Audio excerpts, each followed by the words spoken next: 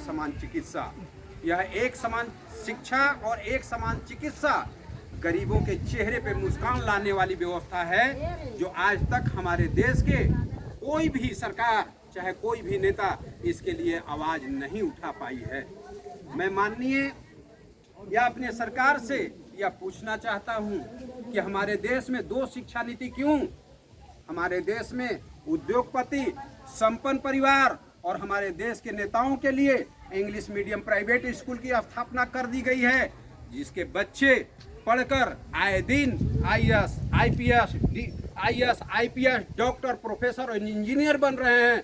और हमारे देश के 80 करोड़ गरीबों के लिए अंगूठा छाप सरकारी विद्यालय की स्थापना कर दी गई है, जहां पे गरीब के बच्चे पढ़ते तो हैं लेकिन शिक्षा नहीं मिल पाती है। वो लास्ट में घर से भी जाते हैं तो अंगूठा छाप ही लेकर जाते हैं, और स्कूल से भी निकलते हैं तो अंगूठा छाप ही रहता है। बताइए, ऐसे में उनका भविष्य अधर में लटका हुआ है। हमारे यहाँ समाज के लोग, हमारे देश के लोग अपने बच्चे को चेहरे पे मुस्कान लाने के लिए स्कूल भेजते हैं, और उस स्कूल में ऐसी दुर्भाग्य है कि जो मास्टर सरकारी विद्यालय में पढ़ाते हैं उनके बच्चे भी वहाँ पर शिक्षा ग्रहण नहीं करते हैं, उनके बच्चे भी इंग्लिश मीडियम प्राइवेट स्कूल में शिक्षा ग्रहण करते हैं। तो बताइए, ऐसे में हमारे गरीब का भविष्य कहाँ जा रहा है? ये सरकार को सोचना है, हमारे समाज के लोगों को सोचना है, हमारे देश के लोगों को सोचना है। महोदय, हमारे देश में दो शिक्षा नीति आई है, फिर हमारा देश डिजिटल इंडिया और विश्व गुरु कैसे बनेगा? मैं बहुत कुछ बोलना चाहता हूं और बहुत कुछ है मेरे पास। मैं अभी गरीबों के बीच हूं। हमारा घोघा बाजार का यह हरिजन टोला है, और आज से मैं इस अभियान की शुरुआत अपने गांव ग्राम हरिजन टोला से किया हूं, और यह अभियान हमारा पूरे देश में चलेगा। मैं गरीबों के बीच में उनके जुबान पे एक समान शिक्षा और एक समान चिकित्सा के बारे में ऐसा आवाज ला दूंगा कि यह क्रांति आज़ादी से बहुत बड़ी क्रांति है, क्योंकि हमारा देश में 80 करोड़ लोग शिक्षा से वंचित हैं, जो किसी भी लोगों की आवाज को नहीं पहचान पाते हैं, जात पे वोट देते हैं और जात भी वोट लेकर चले जाते हैं और जात का कल्याण नहीं करते हैं। आज देख लिया जाए, यही हरिजन टोला है, बहुत से नेता इनके यहाँ से वोट लेकर बने हैं, लेकिन इनके यहाँ आए दिन यह नाली का सड़ा हुआ पानी कई वर्षों से रोड पे जमा है और ये लोग गंदगी में जीने को मजबूर हैं। जबकि मैं यहाँ के स्थानीय विधायक ललन पासवान जी को एक्सपर्ट ट्विटर पे बहुत बार उनको मैं मैसेज देने का काम किया कि आपका इकलौता पंचायत घोघा पंचायत है, और घोघा पंचायत में हरिजन टोला एक ऐसा गांव है आपका जहां से आपको एक मुफ्त में जात के नाम पर वोट मिलता है। महोदय, कम से कम जो रोड पर पानी जमा हुआ है गंदा, इन लोगों में रोग जो फैल रहा है उसको तो आकर निजात करा देते, लेकिन न तो कोई जवाब मिला और न ही अभी तक उस समस्या का समाधान ही हो पाया।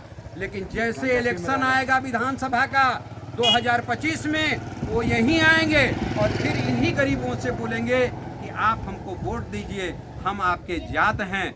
यही मैं इन लोगों को समझा रहा हूं कि आप लड़ाई लड़िए तो एक समान शिक्षा के लिए।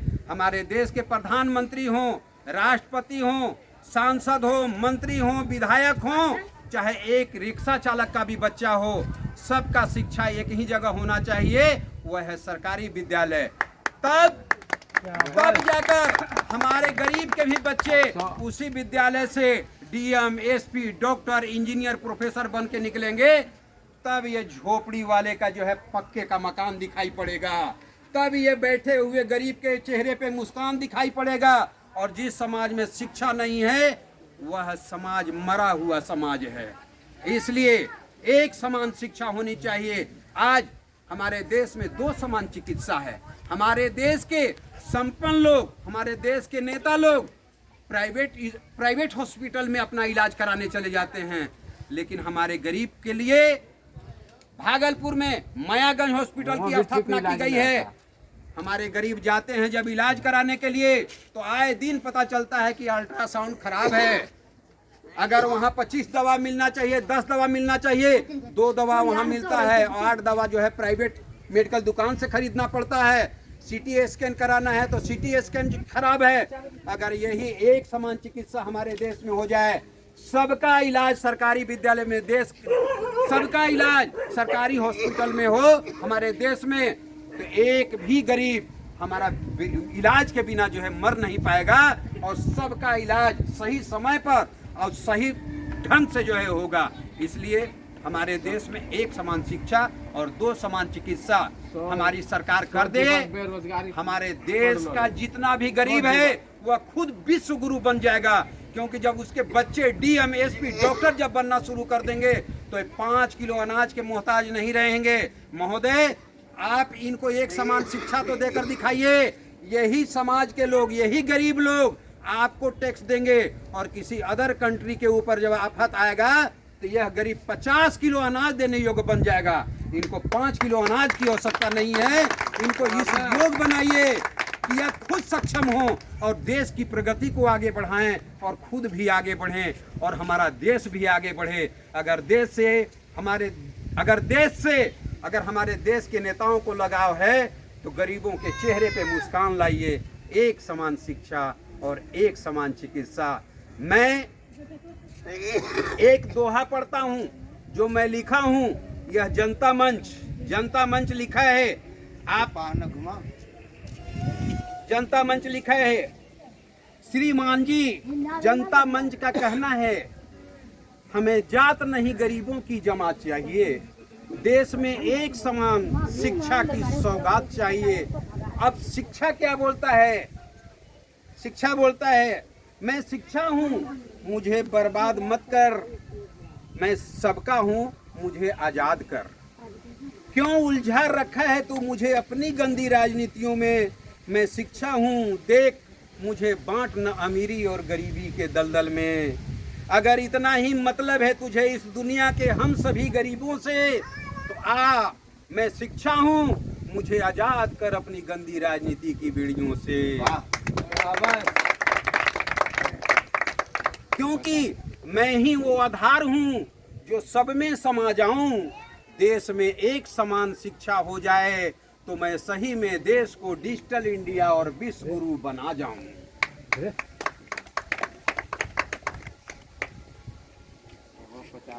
भारत देश के महान नेता अपने बच्चों को सरकारी विद्यालय में पढ़ाने से इतना घबराते क्यों हो? जब अच्छी शिक्षा, अच्छी व्यवस्था है सरकारी विद्यालय में तो अपने बच्चों को पढ़ाते क्यों नहीं हो? हम रहें या न रहें, हम रहें या न रहें, सभी गरीबों को एक समान शिक्षा की सौगात मिलनी चाहिए। हमारे देश के प्रधानमंत्री, राष्ट्रपति, मुख्यमंत्री, सांसद, विधायक के भी सारे बच्चों को सरकारी विद्यालय में शिक्षा ग्रहण करनी चाहिए। आगे वादा है हम सभी गरीबों का, प्रधानमंत्री, राष्ट्रपति, मुख्यमंत्री, मंत्री, सांसद और विधायक महोदय से। फिर आपके बच्चों के साथ साथ हम गरीबों के भी बच्चे डीएम, एसपी और डॉक्टर बनकर जरूर नाम रोशन करेंगे हिंदुस्तान के, क्योंकि सच्चे और अच्छे लाल हम ही हैं हिंदुस्तान के। माननीय मोदी जी, जब हमारे देश में 2 शिक्षा नीति आई है तो फिर हमारे देश के गरीबों को डिजिटल इंडिया और विश्व गुरु बनाने की कसम कैसे खाई है? हमारे देश के नेताओं को एक संदेश मैं और देना चाहता हूं। गरीब तो खास हैं, अभी तो आपके पास हैं, जब हटेंगे आपसे तो लगेगा गले के फांस हैं।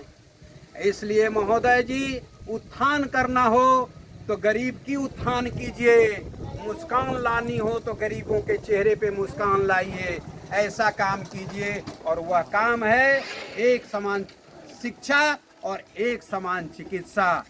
विशेष मैं यहीं से अपनी वाणी को विराम देता हूं, और मैं आशा करता हूं कि हमारे देश के नेता लोग जगेंगे, और नहीं जगे तो हमारे देश का गरीब तबका जगेगा। 80 करोड़ गरीब जगेगा, मिडिल क्लास और गरीब तबके के लोग जगेंगे, क्योंकि शिक्षा उन्हीं को जरूरी है, चिकित्सा उन्हीं को जरूरी है। और जब यह गरीब लोग जगेंगे एक दिन, तो देश में वह भूचाल आएगा कि जिस प्रकार हमारे देश को आज़ादी दिलाने में जो है क्रांतिकार उभरे थे, उसी प्रकार कि एक समान शिक्षा और एक समान चिकित्सा के लिए हमारे देश के सारे गरीब जगेंगे और परिवर्तन की लहर होगी। और इसी गरीब में से गरीबों की उत्थान के लिए गरीब तबका का बेटा नेता बनेगा। आज आरक्षण की बात करते हैं, आज आरक्षण की बात करते हैं कि SC ST को मैंने आरक्षण दे दिया।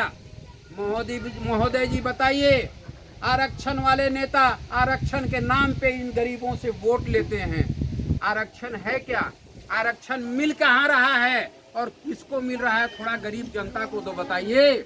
और यही गरीब जनता आरक्षण के नाम पे आंदोलन करते हैं, लेकिन इनको लाभ कहाँ से मिल पाता है? क्यों?